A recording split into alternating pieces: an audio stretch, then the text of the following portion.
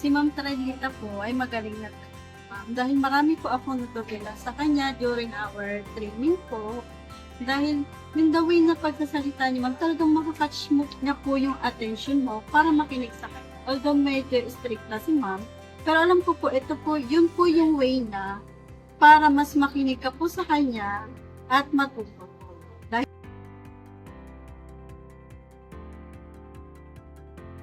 ang lagi po sinasabi sa amin ni ma'am noong during training namin, na maging kalmado lang po at maging patient. Dahil po sa paraan na yun, ma'am, magagawa po namin na maayos yung trabaho po namin.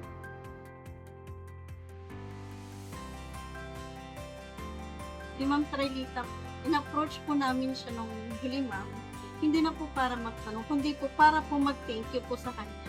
Dahil po, alam niya po at alam po namin na marami po kaming natutunan sa kanya dahil sa galing niya po mag-move.